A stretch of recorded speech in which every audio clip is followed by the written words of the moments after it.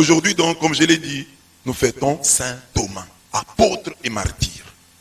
Et notre thème c'est « Il n'est jamais trop tard pour bien faire ». Dites à votre voisin, il n'est jamais trop tard pour bien faire.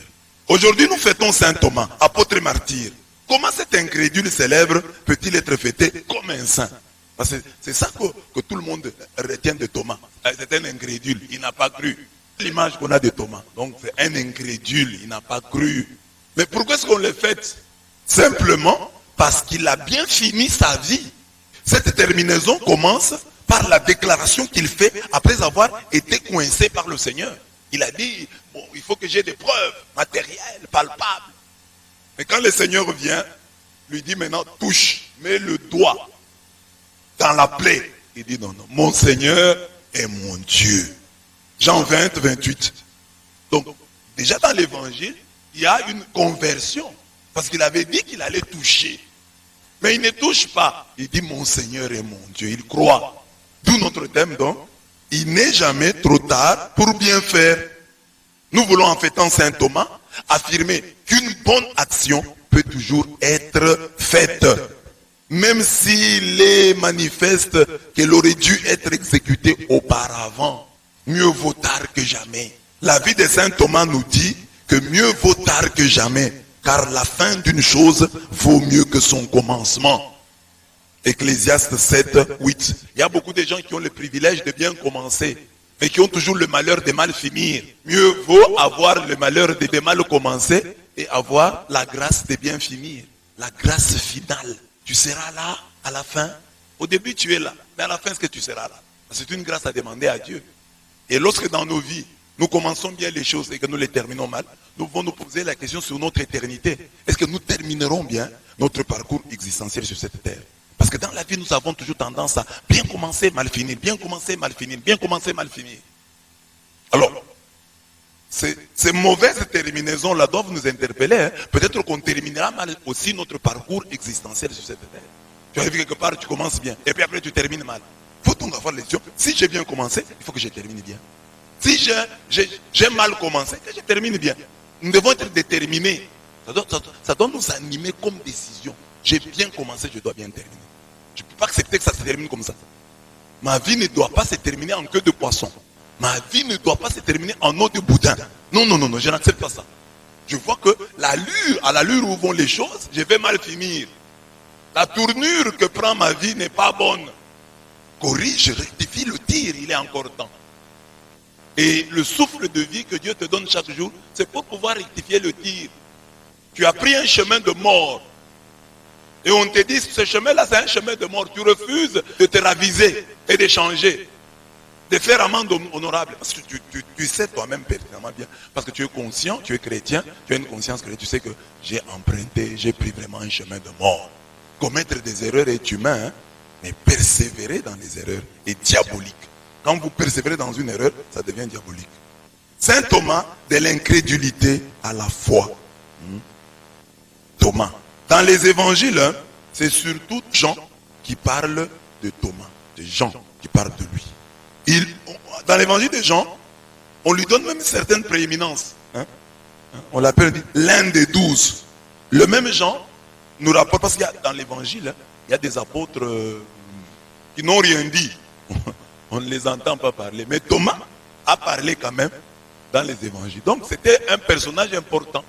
Parce qu'on dit Thomas dit à 3 reprises. Donc c'est quand même quelqu'un. Parce qu'il y a d'autres apôtres, hein, on ne dit rien sur ce qu'ils ont dit. Alors, c'est dans l'évangile de Jean que nous est révélé le caractère de Thomas. Par exemple, en Jean 11, 16, lorsque Jésus s'apprête à partir pour Béthanie, au moment de la mort de Lazare, alors qu'il y a danger, et que les disciples le lui rappellent, Thomas dit quoi? D'abord les disciples lui rappellent, lui disent, Rabbi, tout récemment les Juifs cherchaient à te lapider. Tu vas aller à Jérusalem, on voulait te lapider là-bas, non? Écoutez la réponse de Thomas. Thomas dit alors aux autres disciples, allons-y, nous aussi, pour mourir avec lui. Là, vous ne savez pas de Thomas que Thomas avait dit ça. Que nous allons mourir. S'il faut mourir pour Jésus, nous allons mourir. Nous allons mourir pour lui, nous allons mourir avec lui. Retenez aussi, ça c'est une phrase de Thomas. Jean 11, 16, c'est lui qui a dit ça. Thomas dit alors aux autres disciples, regarde aux disciples, pourquoi vous avez peur? Parce que je dis, Seigneur, tu vas aller là-bas, on va te tuer, non? Thomas dit, allons-y, nous aussi, pour mourir avec lui. S'il tue les gens, qu'il nous tue avec Jésus. Acclamons Thomas. Ah. Hein? Vous voyez l'injustice? Vous voyez l'injustice de l'histoire? Et c'est comme ça que nous nous comportons avec les gens. Hein? C'est que Thomas a dit là. Le mal, c'est ça qu'on a retenu. Il a nié. Mais ici, personne ne sait. C'est une phrase de Thomas. Très peu de gens savent que Thomas avait dit ça dans les évangiles. Et de mémoire des chrétiens, je ne sais pas si un jour vous avez entendu une homélie sur ce thème. Allons-y. Ça serait un bon thème, non? Allons-y, nous aussi, pour mourir avec lui. Hein? C'est un bon thème qu'on pouvait même donner aux partisans des partis politiques quand ils ont une manifestation. On dit, aujourd'hui, notre thème, c'est allons-y, nous aussi, pour mourir avec lui. Donc, c'est déjà une annonce du martyr. Il est prêt à mourir pour son Jésus. Mais l'histoire n'a retenu que, Thomas. C'est comme ça que nous nous comportons, nous tous. Tu peux faire autant de bien dans ta vie, pour une erreur vraie ou supposée, on supprime tout. On oublie tout ton mérite. Regardez ici. Thomas dit une bonne chose. Il devait pouvoir prêcher ça. Allons-y, nous aussi, pour mourir avec lui. Notre thème de ce soir, c'est allons-y, nous aussi, pour mourir avec lui. C'est pas un bon thème. Hein? C'est un bon thème. Hein? Allons-y, nous aussi, pour mourir avec lui. Quand on veut frapper ton mari, allons-nous aussi, pour mourir avec lui. Dans cette parole est préfiguré le martyr futur de celui qui, dès le début, a donné sa vie à Jésus. Donc, déjà, le fait qu'il soit devenu apôtre, il avait donné sa vie à Jésus. Et là, il était prêt au sacrifice suprême des gens. Alors que les autres apôtres avaient peur, lui a dit, allons-y pour mourir avec lui. Lors du dernier repas, lorsque Jésus annonce son départ, c'est Thomas, la gorge nouée, sans doute, qui pose la question. Quand Jésus dit, je vais mourir, etc., je vais partir, c'est Thomas qui dit, hein, j'ai dit, la gorge nouée, Seigneur, nous ne savons pas où tu vas. Comment saurions-nous le chemin? C'est Thomas qui a reçu la réponse. Je suis le chemin, la vérité et la vie. Quand Jésus dit, moi je vais partir, je vais vous laisser. Thomas a posé la question. Et on sent que la question, il l'a posée triste, la gorge nouée. Hein? Il dit, Seigneur, nous ne savons pas où tu vas. Comment saurions-nous le chemin? Et Jésus dit, je suis le chemin, la vérité et la vie. On a déjà prêché sur ça. Mais on n'a pas dit que cette réponse ici vient de la question de Thomas. On sait seulement que Jésus a dit, je suis le chemin, la vérité et la vie. Il a dit ça quand? C'est quand Thomas lui a dit, nous ne savons pas où tu vas, papa. Tu vas où? Qu'au va dire se dominer? Où est-ce que tu vas? Il y a un film sur cette question. Où vas-tu, Seigneur? Où vas-tu? Jean 14, 3 à 6. Mais c'est à ces questions et à ces doutes que Thomas doit sa célébrité. Le voici qui vient d'on ne sait où. On le voit, il vient d'on ne sait où. Jésus est déjà apparu aux autres. Lui surgit. On lui dit, nous avons vu le Seigneur. Lui dit, si je ne vois pas dans les mains la marque des clous, et si je ne mets pas ma main dans son côté, non, je ne croirai pas. Il faut que je vois moi-même. Il faut que je touche moi-même. C'est ce qu'on connaît de Saint Thomas. On parle beaucoup de l'incrédulité de Thomas, mais on oublie souvent qu'il est surtout le premier qui, devant le mystère des plaies du Christ ressuscité, a donné à Jésus son véritable titre. On oublie ça aussi, hein, que il n'a pas cru. Mais quand Jésus lui est apparu, il a appelé très bien Jésus. Il a appelé, s'il faut dire ainsi, le chat par son nom, le Seigneur par son nom. Il dit, mon Seigneur et mon Dieu. Mon Seigneur et mon Dieu. Nous reprenons ça dans le chant. Je vous adore, Sainte Eucharistie. Dieu caché, voilà mystérieux. Cœur défaille en contemplant l'hostie. S'habillement vous ravit silencieux. 4. Ô mon sauveur, je ne vois pas les plaies qui dès l'apôtre ont provoqué l'aveu. Mais je réponds à vos paroles vraies. Ainsi que lui, mon Seigneur. Et quand les gens quittent l'église catholique, papa, tu vas aller chanter ça où? Hein? Tu te retrouves dans une église, on ne chante pas ça. Les vendredis ou les jeudis, on ne chante pas ça. Et tu es catholique, et tu es chrétien. Oh mon sauveur, je ne vois pas les plaies qui de l'apôtre ont provoqué l'aveu. Mais je réponds à vos paroles vraies, ainsi que lui, mon Seigneur. Lui,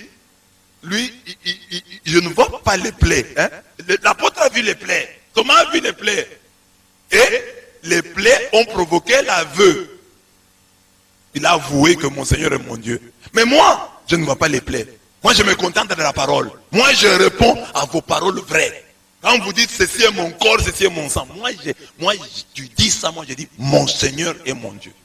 C'est ainsi que les anciens, quand ils venaient à la messe, quand le prêtre soulève le saint corps, le saint sang, le sang précieux, les anciens criaient mon Seigneur est mon Dieu.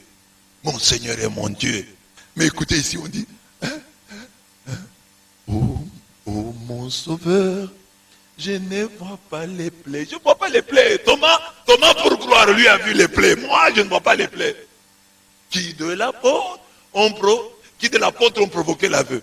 Mais je réponds à vos paroles. Moi, je me contente des paroles. La foi vient de ce qu'on entend. Et ce qu'on entend vient de la parole de Dieu. Moi, je me contente de vos paroles vraies. Mais comme lui, j'ai dit, mon Seigneur est mon Dieu. Ça, c'est saint Thomas. Il faut aussi retenir ça. Parce que lui a dit, mon Seigneur est mon Dieu. Il a appelé à la fin. Il a appelé Jésus comme ça, clairement. Mon Dieu. Mon Seigneur est mon Dieu. Personne ne l'a fait. Aucun apôtre n'a appelé Jésus, mon Seigneur est mon Dieu. C'est Thomas. À la fin, il dit mon Seigneur. Donc, ses doutes ont été positifs parce que à la fin, ils le conduisent à la véritable foi. Mon Seigneur est mon Dieu. Amen. Hein? Voilà. Ça, c'est saint Thomas. Donc, vous retiendrez cela de saint Thomas. Alors, le deuxième point, le noble tiré du vil. Si Thomas est saint, ce n'est pas à cause de ses doutes et de son incrédulité. Ce n'est pas pour ça. Je viens d'expliquer là qu'il a des bonnes choses aussi qu'il a faites et surtout son martyre, qu'il a lui-même annoncé d'une certaine manière. Mais des doutes de Thomas, de son incrédulité, nous pouvons apprendre beaucoup.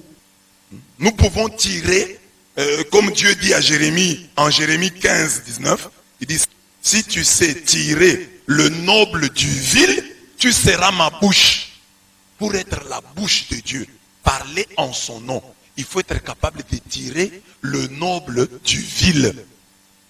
Tirer le positif du négatif. Critère très important. Il y a beaucoup de gens qui prétendent parler au nom de Dieu, mais n'ont pas cette capacité. La capacité de tirer le noble du vil. De quelque chose de négatif, mais tu tires le positif. Dieu dit à Jérémie, si tu es capable de faire ça, tu seras ma bouche. Tu seras mon porte-parole. Tu peux parler en mon nom si tu sais faire ça. Ça, c'est négatif. Mais je tire le positif. Comme je vous disais hier et comme je vous dis tous ces jours, il faut d'abord dans la vie être spirituel. Les choses de Dieu ici, nous sommes dans le domaine spirituel. Avoir une compréhension spirituelle des choses. Beaucoup de chrétiens font des efforts pour être saints. Mais quand vous êtes saint et que vous n'êtes pas spirituel, vous êtes un faux saint. Il faut d'abord avoir une compréhension spirituelle des choses. Et Dieu cherche d'abord des hommes spirituels avant les saints. Les pharisiens étaient des saints. Mais comme ils n'étaient pas spirituels, ils n'étaient pas du tout saints. D'abord la compréhension spirituelle des choses. Pourquoi ça m'arrive? Pourquoi c'est comme ça? Et si c'était Dieu? Voilà la question des hommes spirituels. Et si c'était Dieu? Oui, et si c'était le diable? Oui, c'est pour cette question. Ça peut être Dieu, ça peut être le diable. Ah, j'ai fait cette chose. Et si c'était le diable qui était en train de m'induire en erreur, je me réserve un peu. Et si c'était Dieu qui est en train de me parler, je me réserve encore. C'est ça un homme spirituel. Tirer le noble du vil, tirer le positif du négatif. Alors c'est ce que je vais faire maintenant ici. Premier point, l'absentéisme uni. Pourquoi est-ce que Thomas vient douter? C'est parce qu'il n'était pas là. C'était un absentéiste. Alors nous devons, comme chrétiens fêtant Saint Thomas, unir l'absentéisme, le refuser, le mépriser. Ne pas nous absenter, être toujours là. Quand tu es membre d'une communauté, sois là. Dieu te parle dans ta communauté. À moins que tu dises que tu n'es pas membre de la communauté. Mais que celui qui est membre de la communauté doit être là. Et les vrais membres de la communauté qui sont ici savent. Quand tu n'es pas là, tu es mal à l'aise. N'est-ce pas? Tu sens que tu as raté quelque chose. comme nous le faisions pour l'école. Quand tu n'as pas été en classe, tu sens que tu as raté des choses. Quand tu arrives comme ça, tu es un peu perdu. Parce qu'il y a une nouvelle blague. Il y a une nouvelle blague. Hein? Il y a des nouvelles que toi tu ne maîtrises pas. Comme cette histoire que je vous racontais. Un papa venu en retard. Lui, il ne s'était même pas senti. Il est venu en retard. Un curé partait, quittait la paroisse et il remerciait le Seigneur dans son discours. Il dit, il est fidèle. Il dit, je remercie le Seigneur qui m'a amené au milieu de vous et maintenant qui m'amène loin de vous. Merci au Seigneur. Et je suis content du travail que j'ai abattu dans cette paroisse parce que quand je suis venu, la première personne qui était venue se confesser auprès de moi et m'avait dit des choses. J'étais découragé quand j'ai écouté la toute première confession ici dans cette église. J'étais découragé. Cette personne-là m'a dit qu'elle avait violé sa soeur. Elle avait violé sa belle-sœur. Hein? Elle m'a dit des choses terribles. Cette personne-là m'a dit des choses terribles. Alors je me décourageais, je disais, mais je vais travailler comment ici? Mais heureusement, après un temps, j'ai vu des gens se convertir et je suis très content. En tout cas, je pars heureux. Or, le curé, en disant ça, il avait regardé dans l'assemblée et n'avait pas vu l'auteur de ces péchés-là. C'est ainsi qu'il a donné cet exemple-là, disant que la personne n'est pas là, et je peux donner l'exemple. C'était le président du conseil paroissial. Le papa là est arrivé en retard. On lui donne la parole, il passe devant, il dit, bien-aimé dans le Seigneur, bonjour, bonjour. Je suis heureux que notre curé parte. En tout cas, c'est un bon prêtre. Vous savez quoi? Quand il est venu ici, c'est moi la première personne à me confesser auprès de lui. C'est moi la première personne à me confesser auprès de lui. Alors tout le monde a fait quoi? Il a pris les péchés, il l'a donné à son auteur. Mais si le président du conseil était au début, il comprendrait, il éviterait de dire ça. Parce que le curé n'a pas cité le nom. Mais lui-même est venu donner la précision que tout le monde attendait. Parce que les gens se demandaient, c'est qui celui-là qui a fait des choses comme ça? Même sa propre femme s'est demandé, c'est qui a fait des choses comme ça? Il viole sa soeur et sa belle-sœur. C'est qui? Alors lui-même vient dire, c'est moi. Mais s'il avait été là, il ne commettrait pas cette erreur. Évitons, fuyons l'absentéisme. Soyons là. Si tu n'es pas dans la communauté, tu vas rater des choses. N'abandonnons pas notre assemblée, comme c'est la coutume de quelques-uns. Mais exhortons-nous réciproquement. Et c'est là d'autant plus que vous voyez s'approcher le jour. Hébreux 10, 25. C'est ce que j'ai dit ici. Les absentéistes de notre paroisse ici sont des absentéistes ici. Mais ailleurs, ils sont aux abonnés présents. Amen. Mais que Dieu vous bénisse. Vous qui êtes ici, des palmiers plantés dans les parvis du Seigneur. Psaume 92, verset 14. Vous qui êtes des colonnes dans le temple de votre Dieu. Et que Dieu vous bénisse. Que Dieu honore votre foi. Que Dieu honore votre prière. Parce que c'est ça le vrai problème. Le vrai problème, c'est au mont Carmel, le Dieu qui répond. Quel est le Dieu qui répond par le feu? Que votre Dieu vous réponde par le feu. Donc, il faut donc croire que l'onction coule plus abondamment dans l'assemblée que dans sa chambre. Psaume 133. Quand nous sommes réunis, l'onction coule. Et quand on est chrétien, on a une onction à recevoir des frères et des sœurs. Moi, j'ai besoin de l'onction de Papa Lazare. Quand nous sommes à la prière, Papa Lazare est là, il a son onction. Nous en avons besoin. Nous avons besoin de l'onction de Maître Lambert. Nous avons l'onction de Docteur Delphine. L'onction de chacun de vous. Nous en avons besoin. Alors, quand tu t'absentes, tu te prives de l'onction des autres et tu prives les autres de ton onction. Donc, tu es à la fois orgueilleux parce que tu dis, je n'ai pas besoin de leur onction. Et tu es égoïste parce que tu dis, ils n'ont pas besoin de mon onction, je ne leur donne pas mon onction. Alors, si tu es humble, tu diras, j'ai quelque chose à donner à ma communauté, je dois être là. J'ai une onction à partager. Si tu n'es pas égoïste, tu vas dire, j'ai une onction à partager. Et si tu es humble, tu vas dire, j'ai une onction à recevoir de mes frères et de mes soeurs. Voilà pourquoi je dois être là. Mes frères ont besoin de mon onction. Dites à votre voisin, nous avons besoin de ton onction. Tu as besoin de notre onction. Il y a des gens ici, quand ils sont à la prière, vous priez mieux quand vous êtes à côté de lui, quand vous êtes à côté d'elle. Vous priez bien. N'est-ce pas? Donc il y a des gens comme ça, il faut se mettre à côté d'eux pour bien prier. Non, ils ont une onction. Ah, j'étais à côté de tel, il m'a aidé à prier. C'est sa manière de se mettre à genoux. Nous avons même quand nous mettons des photos, là, vous voyez, il y a des gens qui ont des attitudes de prière. Il faut se mettre à côté de celui-ci. Quand on a fait les 9 nuits ici, c'est Noëlla qui a remporté la vedette ici. Noëlla a vraiment prié pendant les 9 nuits là. Et il nous touchait. Voilà. Donc on a besoin d'être interpellé par les autres. D'être interpellé par leur témoignage de prière. Mais il y a des gens ici qu'on ne citerait pas. Amen. Voilà. C'est en étant toujours présent qu'on sera une pierre dans cet édifice qu'est l'église. Et l'absence, c'est pas seulement, quand tu n'es pas là, tu ne vas même pas contribuer. Tu ne sauras pas qu'il y a contribution, qu'il y a ceci. Donc tu n'es pas branché sur ta communauté. Tu es sorti de la communauté. On est dès lors transformé. Quand on est à l'église, on est transformé en élément d'une même construction pour devenir une demeure de Dieu par l'Esprit Saint. Éphésiens 2, 22. Un enfant de Dieu est une braise ardente dans un brasero ardent. C'est ça. Donc tu es une braise ardente, mais dans un brasero. Le brasero représente ta communauté, ton église. Tu dois être présent. Ne dis pas, oh, moi j'ai pris chez moi. Oh, moi j'ai pris seul dans ma maison. Non, tu as besoin des autres. Les autres ont besoin de ton onction. Partage-la avec eux. Tu as besoin de leur onction. Reçois-la d'eux. C'est à la fois pour toi un appel à l'humilité et au partage. Partage ton onction avec les autres. Reçois aussi des autres leur onction. Ne te prive pas de leur onction. Ne nous prive pas de ton onction. Voilà ce que Thomas nous apprend en premier lieu en disant méprisons, refusons notre absentéisme. Quand tu es membre d'une communauté, dès que tu t'absentes, sans toi malade, sans que quelque chose te manque, ma communauté me manque. Moi, par exemple, je vais à Kinshasa. Comme ma communauté, c'est ici. Je peux être bien à Kinshasa, mais je sens toujours que ma communauté me manque. L'absentéisme uni. Le doute amoureux. Thomas a douté. Mais je voudrais utiliser ce doute-là, en tirer quelque chose de positif. J'ai dit, Thomas a douté. Quand on lui a dit, Christ est ressuscité. Il a douté. Alors je voudrais nous inviter, nous tous, à avoir aussi un doute amoureux. Vous aimez les gens, lorsqu'on vous raconte des choses sur eux, doutez. Doutez. Non, c'est pas vrai. Lui ne peut pas faire ça. Elle ne peut pas faire ça. Doutez parce que vous aimez la personne. Est-ce que nous sommes comme ça? C'est ça les hommes.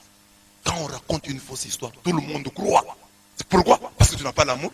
Quand tu aimes quelqu'un, tu vas douter. Quand on dit, il y a des gens ici qui ont reçu des prophéties sur leur maman. Lui, il va faire ça. C'est ça le doute amoureux.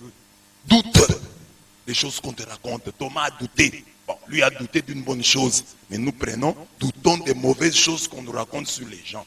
Si nous les aimons, nous douterons. Et c'est ce que nous faisons envers les gens que nous aimons. Quand on vous dit, votre papa est sorcier, si vous aimez votre papa, vous n'allez pas croire. Votre maman est sorcière, si vous aimez votre maman, vous n'allez pas croire. Mais si vous n'aimez pas quelqu'un, il suffit qu'on raconte. Même, on ne va même pas raconter, on insinue seulement. Toi, tu as déjà conclu, c'est ça. Donc on veut dire que c'est un sorcier, hein? C'est ça. Parce que tu ne l'aimes pas. Donc ayons d'abord de l'amour. Le doute amoureux dit, ce n'est pas vrai. Ce n'est pas vrai. Si nous doutons du bien qui est arrivé à nos frères, que notre doute soit sympathique. C'est-à-dire, si nous doutons du bien, on dit par exemple, oh, Serge a payé une voiture. Oui. Quand tu doutes, que ce soit un doute sympathique. Ah bon? C'est vrai? C'est pas vrai. Ouais, c'est un doute sympathique. Il a acheté. On a épousé tel. Kassengel a été épousé aux États-Unis. Ah bon? C'est vrai?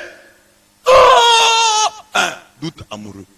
Le doute doit être sympathique, admiratif, exclamatif, qui perçoit le formidable, l'incroyable, le renversant, l'inimaginable, l'inouï.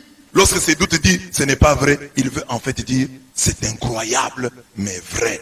Donc il faut douter, douter du mal qui est raconté sur les autres. Et si nous arrive de douter du bien, que ce soit un doute admiratif. Un doute admiratif de dire c'est vrai. Comme celui d'Abraham. C'est ce que j'ai dit ici. Thomas doute d'une bonne nouvelle. Ceci nous arrive souvent. Mais nous ne doutons pas souvent des mauvaises nouvelles.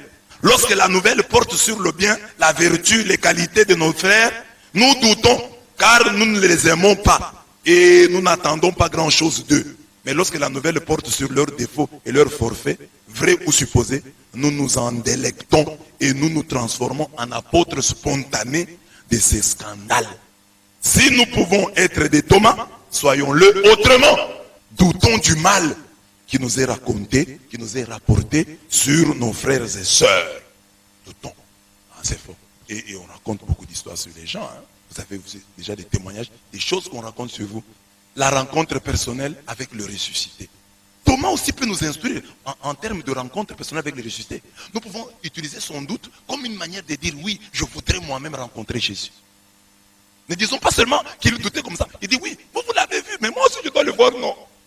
Et ça, c'est sa manière de dire, hein, tirons le noble du vil en disant, il a douté parce qu'il voulait lui-même voir Jésus. Oui, vous avez fait l'expérience du ressuscité, laissez-moi aussi faire la même expérience.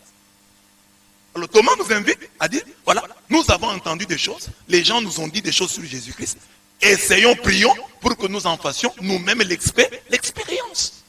Comme les Samaritains, ils ont dit à la Samaritaine, ce n'est pas à cause de ce que tu as dit que nous croyons, car nous l'avons entendu nous-mêmes et nous savons qu'il est vraiment le sauveur du monde. Donc Thomas, son doute peut être un doute pour ramener, pour pouvoir rencontrer personnellement Jésus. Oui, vous l'avez rencontré, mais laissez-le aussi me rencontrer, laissez-moi aussi le rencontrer. J'ai besoin de lui. Hein? Jean 4, 42, les Samaritains. Hein? Jésus est vivant. Il est la pierre angulaire de la maison que nous sommes. Croyons au témoignage de ceux qui l'ont vu ressusciter. Marc 16, 14.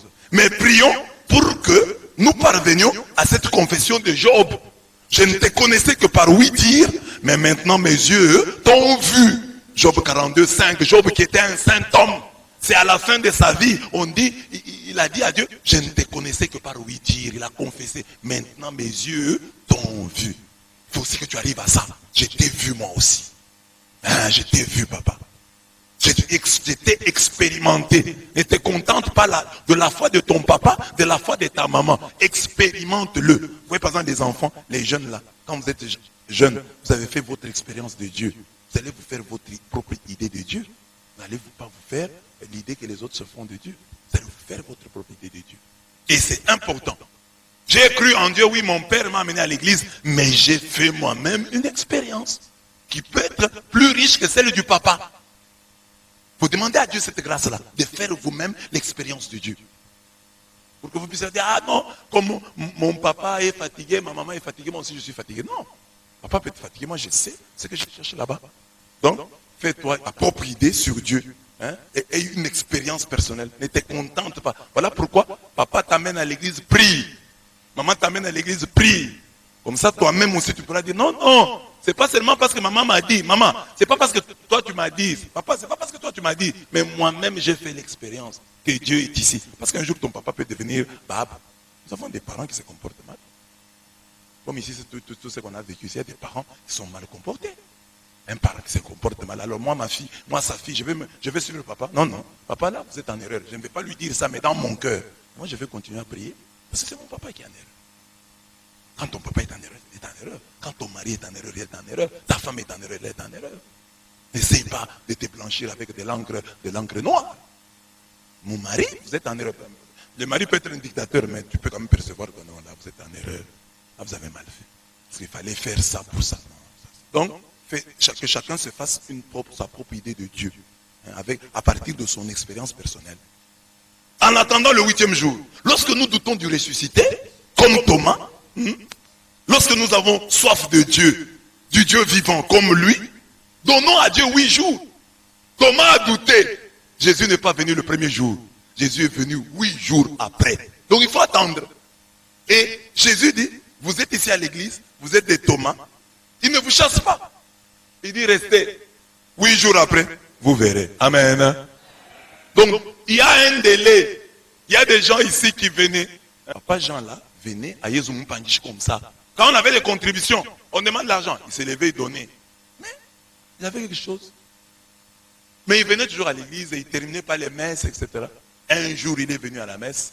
C'est le jour du baptême du Seigneur. J'ai prêché sur le baptême du Seigneur. Il a écouté l'enseignement et il est resté accroché. Maintenant, il vient même ici, le lundi. Donc, il était toujours là.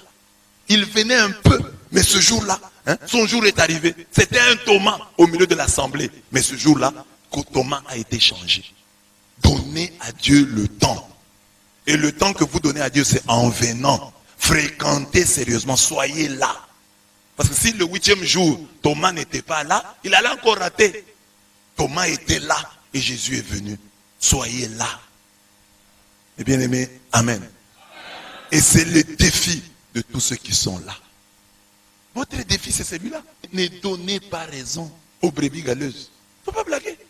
Parce que le diable va vous utiliser pour des évangélistes. Le 8e jour, il y a un 8e jour pour toi. Il y a un 8e jour pour chacun de nous. Le 8e jour où Dieu vient dissiper nos doutes. Que ce matin soit ton 8e jour. Que ce matin soit le 8e jour où Jésus vient dissiper tes doutes. Tu sors disant, c'est vrai. Tu sors disant, mon Seigneur et mon Dieu. Que ton 8e, dis à ton voisin que le 8e jour arrive pour toi. Il est miséricordieux. Il ne dit pas, bon, Thomas a douté, je m'en fous.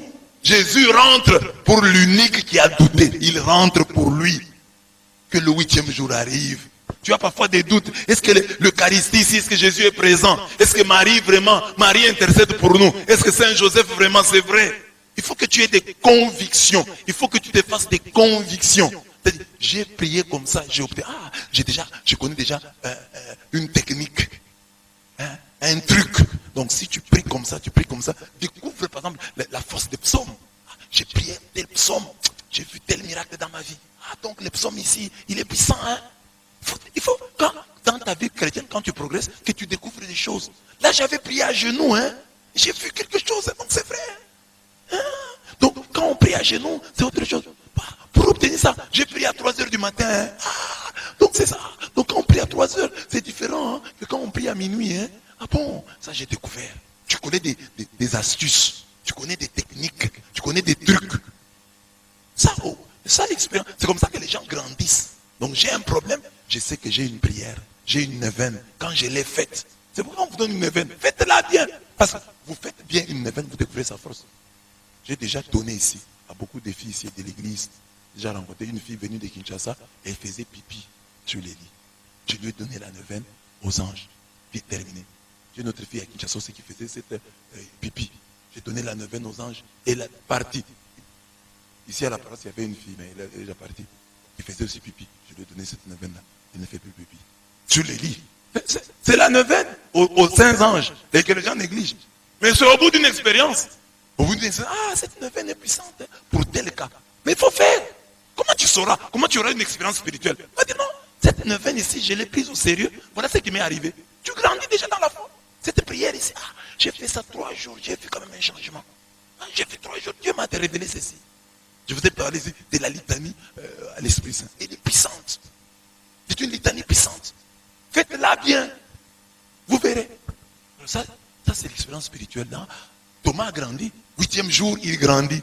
Mon Seigneur et mon Dieu. Grandis. Grandissons. Alors, pour ça, suivons ce qui nous est prêché. Jésus se tient à la porte. Il dit, voici, je me tiens à la porte et je frappe. Si quelqu'un entend ma voix et ouvre la porte, j'entrerai chez lui pour souper. Moi, près de lui et lui près de moi. Apocalypse 3, 25. Le noble du vil. Nous tirons le noble du vil. Un Rubicon à ne pas franchir. Thomas a dit, si je touche. Mais quand Jésus est apparu, Thomas n'a pas touché. Thomas n'a pas touché. Thomas n'a pas touché. Mais il avait dit, si je touche. Thomas voulait, pour croire au ressuscité, voir et toucher la marque des clous de Jésus. Mais lorsque le Christ lui apparaît, il n'a plus le courage de palper, de toucher, de mettre les doigts dans les plaies de Jésus. Ce refus de franchir les frontières doit nous interpeller au plus haut point. La Bible note, ne déplace pas la borne antique que posèrent tes pères. Ne déplace pas. Ne fais pas ce que tes parents n'ont pas fait de mauvais. Ne fais pas ce que les anciens n'ont pas fait de mauvais. Proverbe 22, 28. Ne déplace pas la borne antique. Dans le champ des orphelins, n'entrez pas. Il y a des choses, tu vois, dans ta famille, des orphelins. N'entrez pas dans le champ des orphelins. Car leur vengeur est puissant. C'est lui qui épousera contre toi leur querelle. Dieu va épouser leur querelle. Dieu va se mettre de leur côté. Dans la famille, il y a un grand frère qui meurt. Toi, tu prends tous les biens. Et les orphelins restent comme ça dépourvus. Tu es entré, tu as déplacé la borne antique. Tu es entré dans le champ des orphelins. Il y a des choses qu'il ne faut pas faire. Il y a une frontière à ne pas franchir. Il y a un Rubicon à ne pas franchir. Thomas n'a pas osé. Et c'est malgré ces déclarations précédentes. Alors dans notre vie aussi, disons qu'il y ait des choses que je n'oserai jamais. As-tu des choses que tu n'as jamais touchées? Les fétiches, je ne toucherai jamais. À la magie, je ne toucherai jamais. À la sorcellerie, on ne me verra jamais. Corruption, pas question dans ma vie. Et des Rubicons infranchissables. Ça, je ne peux pas faire. Pour rien au monde. Tout ce qui brille n'est pas de l'or. Toi aussi, chrétien, si tu as cette tendance à consulter les prophètes et les chrétiens, vous voyez, il y a des chrétiens qui dans la vie n'aiment pas ces choses-là. Ils aiment la simplicité de l'évangile. Ils disent, s'il y a des prophéties, que je les entende dans la prédication. Et tu viens, tu t'assois ici, tu entends, j'ai dit des choses, ah, mais ça c'est monsieur l'abbé, ça c'est moi, mais ça me parle de moi, ça c'est une prophétie, et tu te convertis. Ça c'est plus catholique. La prophétie est liée, c'est un charisme qui est lié à la prédication. C'est-à-dire quand on prêche, Dieu donne des prophéties aux prêtres. Le prédicateur là donne des choses, tu dis, ça c'est moi. C'est de la prophétie. Crois, c'est mieux que quand je t'appelle à côté. Parce que quand je t'appelle à côté, Roméo, Dieu m'a dit ça. Très bien, premier jour, Dieu peut me dire. Mais troisième jour, c'est Roméo qui vient demander, monsieur l'abbé, Dieu vous a dit quoi sur moi? Je vais toujours dire la vérité. Je vais dire, Dieu ne m'a rien dit. Je peux inventer. Tout comme le diable peut entrer aussi en danse et me tromper. Il y a des choses auxquelles tu n'as jamais touché. Comme un catholique, donne ma tête. Oh, viens ici, je vais prier pour toi. Tu n'as plus la foi. La foi, ça veut dire que ce qu'on me prêche ici, c'est vrai. Si je suis ça, Dieu me bénira. Amen. Cesse d'être incrédule. Sois croyant. Dieu va t'aider. Et les jeunes qui sont là, je vous dis, c'est l'âge de faire, de conclure des alliances avec Dieu. Dieu vous répondra. Mes chers frères, mes chers fils, mes chères filles, nous avons prêché, c'est depuis 25 ans que je suis prêtre. J'ai vu la vie des gens transformée. Avec le même Dieu ici qu'on vous prêche. Si vous vous accrochez à lui, il changera votre vie. Mais soyez sérieux avec Dieu. Soyez seulement sérieux avec lui. C'est ça que je vous prêche. Soyez sérieux avec Dieu. On dit donne l'offrande, donne l'offrande. Viens prier, prie. On verra si Dieu ne va pas te bénir. Mais si, ici on te prêche, tu ne suis pas, tu deviens idolâtre parce que toi tu cherches la bénédiction, mais tu ne veux pas accomplir les conditions que Dieu donne. C'est ça l'idolâtrie. Nous ne voulons pas d'un Dieu exigeant, nous voulons un Dieu que nous voyons, un Dieu qui ne nous demande rien, un Dieu qui est là immobile, qui ne dit rien. C'est ça qu'il voulait, ça l'idolâtrie. On cherche un Dieu immobile, on cherche une statue qui ne parle pas, tandis que le Dieu d'Israël parle. Vous faites des recommandations, vous donne des exigences, mais vous voulez vous une statue qui ne parle pas. Alors comme ça, vous pouvez faire tout ce que vous voulez. Elle ne va pas vous arrêter. Quand vous voulez faire quelque chose, une statue, elle ne va pas vous arrêter. C'est l'idolâtrie. Cherchez une statue, un Dieu facile, un Dieu qui n'a pas d'exigence, un Dieu qui vous laisse faire.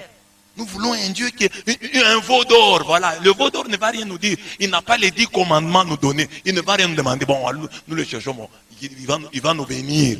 Nous voulons quelque chose comme ça. C'est des fétichismes. Nous voulons quelque chose qui n'a pas d'exigence, mais qui nous bénit. Et des choses, ah non, voilà, faites ceci, faites ça. Non, nous ne voulons pas ça. Mais alors, en principe, quand ils font ça, ils ne savent pas que ces gens-là ont des exigences beaucoup plus rigoureuses que celles de Dieu.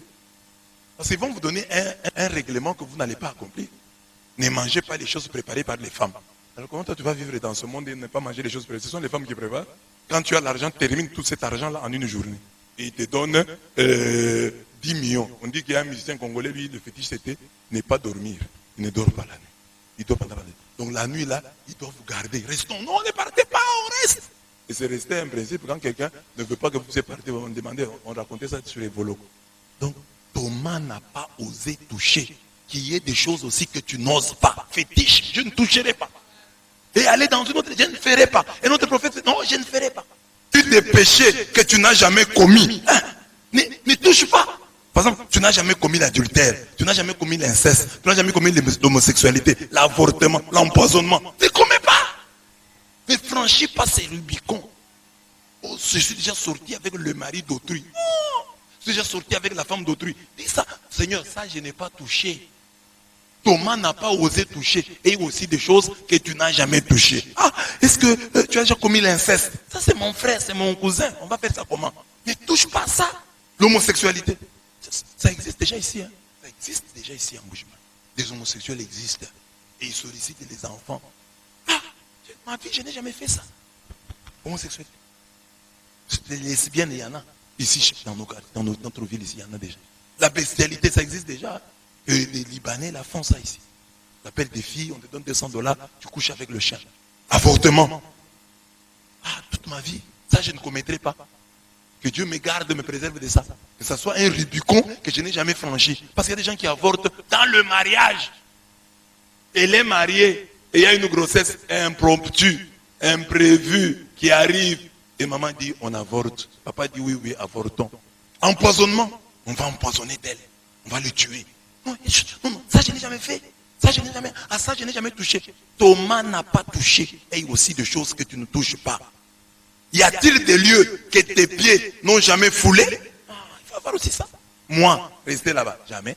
Il y a des lieux que je n'ai jamais foulés. Tel bar, non, ce bar-là a une mauvaise réflexion, je n'irai pas là-bas. Je vais aller faire quoi là-bas? Il y a des endroits où tu dis, ça, là je n'arriverai jamais. Et si pour entrer au ciel, Dieu pouvait simplement demander à chacun de lui dire simplement les frontières qu'il n'a jamais violées. S'il arrive pour le ciel, il dit, bon, mon fils, je sais que tu as déjà commis beaucoup de péchés. Dis-moi seulement le mal que tu n'as pas encore fait. Tu entres. Tu vas trouver. Il y a des gens qui ne m'ont pas trouvé. Tous ils sont là. Empoisonnement, ils sont déjà empoisonnés. Avortement, ils sont déjà avortés. Homosexualité, ils sont passés par là. Donc quand on était en internat, il y avait un vieux là qui nous appelait. Et il nous utilisait par derrière. Ah bon? C'est arrivé déjà à l'internat. Donc maintenant, l'inceste. Oh, quand on avait les cousins là, on était petits là, les cousins là, ils m'avaient fait ceci. Ah, tu es un adultère. Oui, quand j'étais grandi là, j'étais sorti avec un homme marié.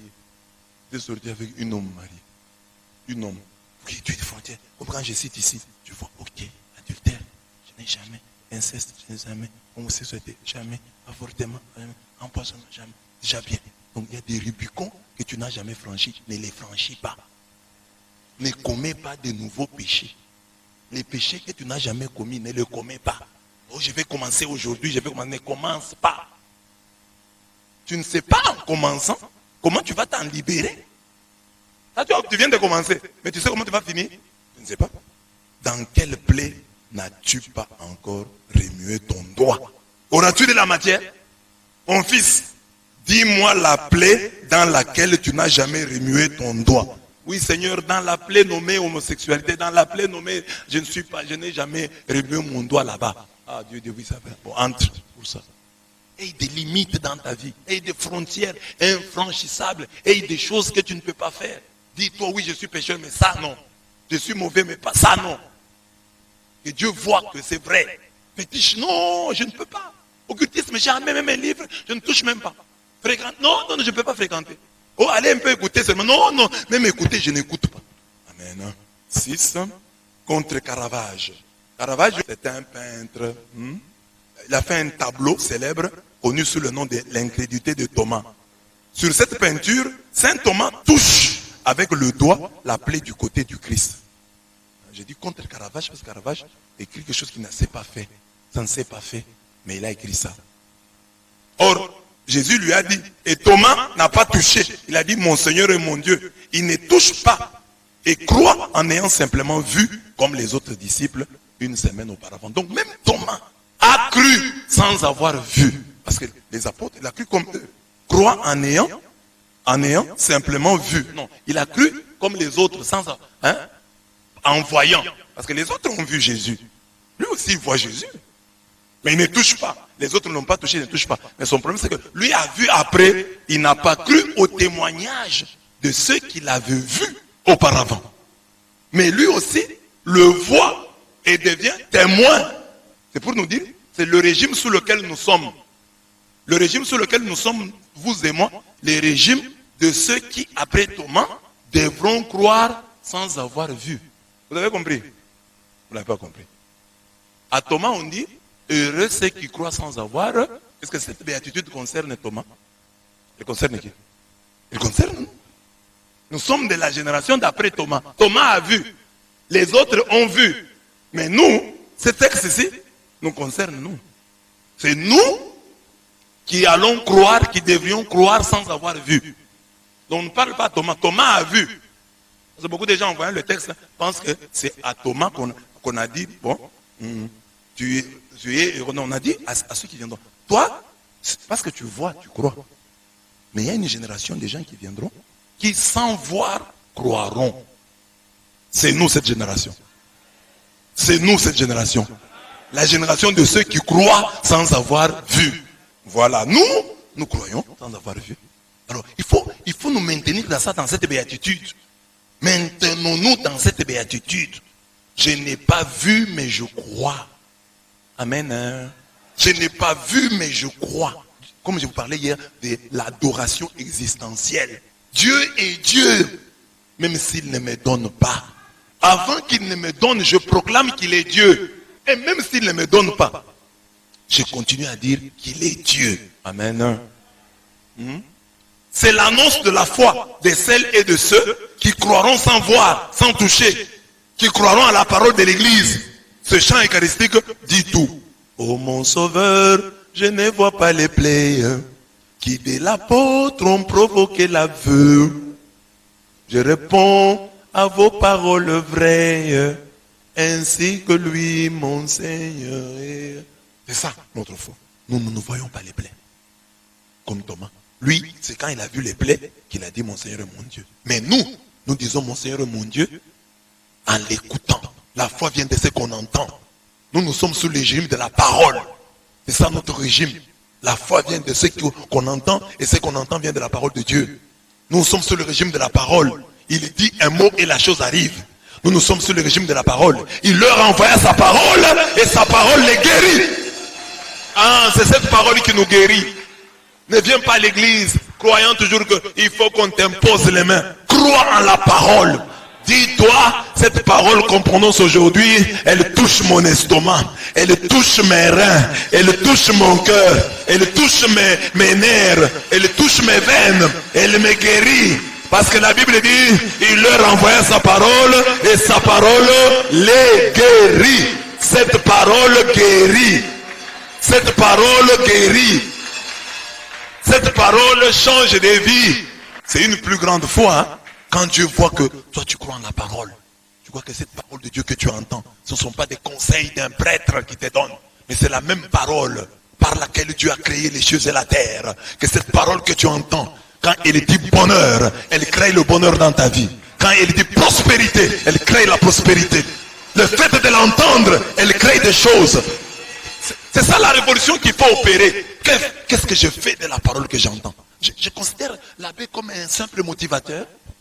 C'est de la motivation. C'est pas de la motivation. Ici, c'est pas de la motivation. Ici, c'est la parole créatrice. Mais beaucoup de chrétiens viennent à l'église, croient que le prêtre c'est un motivateur. Je ne suis pas un motivateur. Moi, je prononce des paroles créatrices. La parole que vous entendez, c'est la même. Par laquelle Dieu a créé les cieux et la terre. Si tu crois en elle, la parole produit ce qu'elle dit. Est-ce que tu comprends? C'est ça la foi. Et beaucoup de chrétiens n'arrivent pas à ce niveau-là. Que la parole que j'entends crée. Comment moi je suis venu à l'église, on a dit ça. Si on a dit ça, c'est que ce qu'on dit là produit des fruits en moi. Je suis venu à l'église, on dit Dieu te guérit, crois. Dieu te sauve, crois. Et après la parole, comporte-toi comme une personne sauvée.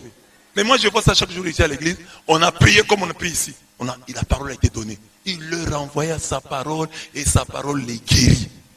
Mais si tu crois, tu es déjà guéri. Tu n'as pas besoin après la prière. D'ailleurs, je suis là en train de vous imposer les mains et tu me dis, quand je peux t'imposer la main, mais c'est la vie, je suis malade. Ça dit quoi? Impose les mains en insistant. Parce que les autres, je fais comme ça. Alors quelqu'un me dit, quand je viens avec la main, je suis malade. Ça veut dire, insiste. Les gens, si je commence à faire des prières, tu vois par exemple, je fais des prières là, j'impose aux autres la main, j'arrive à toi, vous tous vous allez dire, mais pourquoi l'autre lui a imposé la tête? C'est ça, vous allez me dire qu'on nous impose tous la tête maintenant. Je dis, mais chance. Un jour, elle est venue à beaucoup de prières comme ça. D'autres étaient guéris, elle n'était pas guérie. Un jour, elle dit, mais non, moi je viens ici, j'ai prié, mais Dieu ne me guérit pas. Aujourd'hui, seulement la parole ici. Je ne vais pas aller là-bas à l'imposition de main. Quand l'imposition de main a commencé, elle a dit non. Elle a commencé à dire, tu m'as guéri, ta parole m'a guéri, ta parole m'a guéri, ta parole m'a guéri. Et c'est ce jour-là qu'elle a été guérie. Crois en la parole. Elle est guérie.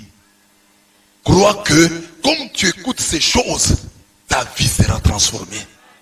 estime-toi heureux d'écouter ces choses. Parce que tu ne les écoutes pas seulement, elles vont changer ta vie. Elles créent ce qu'elles disent. Est-ce que vous me comprenez? Je ne sens pas. Est-ce que vous me comprenez? Et je termine contre les témoins de Jéhovah. L'évangile de ce jour nous permet de démontrer deux mensonges des témoins de Jéhovah au sujet de la crucifixion et de la divinité de Jésus. Sur la crucifixion, ils prétendent que Jésus est mort non sur une croix, mais bien sur un poteau avec un clou enfoncé dans ses mains. Jean 20, vous connaissez les dessins des témoins de Jéhovah. Jean 20, 25 ne parle pas du clou, mais des clous. Déjà là, ils nous ont trompés. Si je ne vois pas les clous, c'est ça qu'il dit. Le texte est là. Lisons ensemble. Si je ne vois pas dans ses mains la marque, s'il ne va pas où? Dans ses... Il avait combien de mains? Si je ne vois dans ses mains, les deux mains, la marque, on a dit la marque du clou. La marque des clous, au pluriel. Les témoins de Jéhovah nous présentent. Si je ne mets pas mon doigt dans la marque, toujours au pluriel, et si je ne mets pas ma main dans son côté, je ne croirai. Donc, les témoins de Jéhovah doivent revoir leur dessin là, en mettant au moins deux clous. S'ils continuent à dire que c'est sur un poteau, qu'ils mettent au moins, qu'ils ajoutent un deuxième clou. Dites-leur, envoyez un témoin de Jéhovah, dites-lui, mettez d'abord deux clous ici. Parce que Jean 20, 25 dit que la marque des clous dans ses mains. Alors mettez deux clous. Hein? Parce que vous mettez un seul clou. Hein?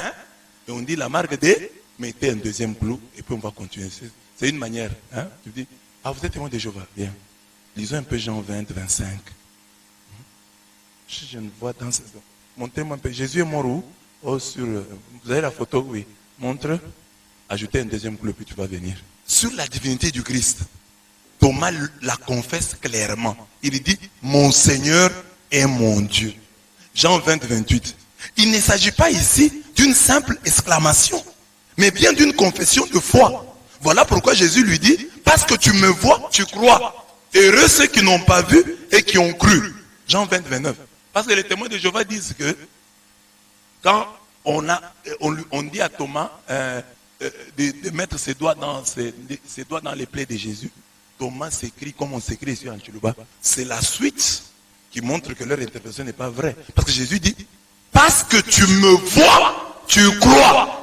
Ça c'est une déclaration de foi. Il a cru, il ne s'est pas exclamé, il a cru. Mon Seigneur est mon Dieu. Il a cru. Et Jésus dit, parce que tu me vois, tu crois. Donc ces paroles-là signifient qu'il croit maintenant. Alors il dit, mon Seigneur est mon Dieu. Jésus dit, parce que tu me vois, tu crois. Heureux ceux qui diront, mon Seigneur est mon Dieu, sans me voir. C'est ça ce qu'il veut dire.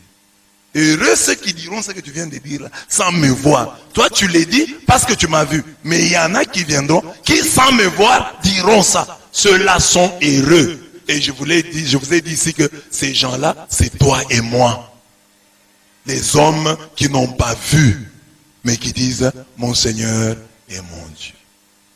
Donc, ici, il y a l'affirmation de la divinité de Jésus-Christ. Donc, Jésus-Christ est Dieu. Thomas l'a confessé, il a dit, mon Seigneur est mon Dieu. Et puis, quand on s'exclame, on peut juste dire, mon Seigneur. On peut dire, mon Dieu. Mais qu'il ait dit, mon Seigneur est mon Dieu. Non, ça c'est une confession de foi. Et la réponse de Jésus montre que c'est une confession de foi. Parce que Jésus dit, maintenant tu crois. Tu ne t'exclames pas. Ça me touche, je suis touché. C'est triste, comment ça? Ça peut être, je doute, j'accepte, je suis triste, je suis content. Ça peut dire beaucoup de choses. Mais ici, Jésus dit, tu crois parce que tu m'as vu. Amen. Donc, pour terminer l'évangile, donc l'enseignement, nous avons parlé des témoins de Jéhovah qui nous ont trompés sur deux points. La marque des clous, et ils nous ont dit que c'est la marque du clou. Et curieusement, même dans leur Bible, ils ont mis la marque des clous. La marque des clous, et puis sur mon Seigneur est mon Dieu. Est-ce que nous avons compris? C'est par là que nous avons terminé notre enseignement qui est intitulé « Il n'est jamais trop tard pour bien faire ». Et Dieu nous dit, nous avons peut-être mal commencé l'une ou l'autre chose, Mes frères, mes sœurs, tâchons de bien terminer. Tu peux avoir commis une erreur, tu peux avoir fait fausse route, il y a moyen de rectifier le tir. Ce n'est pas pour rien que ce matin, tu es à la messe de Saint Thomas. Tu as pris une décision de mort, change. Tu peux avoir pris une mauvaise décision. Tu viens à cette messe, ne dis pas que c'est par hasard. Change. Il n'est jamais trop tard pour bien faire. Mieux vaut tard que jamais. Thomas a commis l'erreur, il n'a pas cru. 8 jours après, Jésus est rentré, il a changé. Change. Même pour des choses pour lesquelles tu as été condamné, il y a moyen de toujours te repentir, de montrer de la bonne foi. Celui qui montre toujours de la bonne foi rentre dans les bonnes grâces. Tu peux rentrer dans les bonnes grâces de Dieu si tu te convertis vraiment, si tu changes réellement. Ne perds pas l'espoir. Ne dis pas c'est fini, j'ai déjà fait, on ne me pardonnera pas. Non. On veut que tu montres que vraiment tu as changé. On veut que tu montres qu'on est en face d'un homme nouveau, d'une femme nouvelle. C'est ça que Dieu attend de toi. Il n'est jamais trop tard pour bien faire. Et quand tu as fait le mal, n'attends pas qu'on te pardonne du coup, non. Si le mal que tu as fait est profond, ça va aussi demander du temps. Et à Dieu et aux hommes. Même Dieu ne pardonne pas tout de suite. Parce qu'il y a des gens qui ont demandé, et regardez Dieu, chaque jour ici nous demandons pardon. À chaque messe. Kyrie eleison, Kyrie. Des maisons, non. On avait demandé la fois, non, demande pardon, demande pardon, demande pardon. Et les femmes qui sont ici, qui ont des problèmes avec leur mari, tu veux rentrer dans les bonnes grâces de ton mari, demande pardon, demande pardon, demande pardon, demande pardon, demande pardon, demande pardon, jusqu'à ce que le mari dise non, c'est fini, ma femme c'est déjà passé, j'ai déjà oublié ça. Et quand tu demandes pardon, comporte-toi autrement. Si tu demandes pardon, et après demain, tu commets la même faute pour laquelle on t'a pardonné, mais tu ne vas pas demander pardon.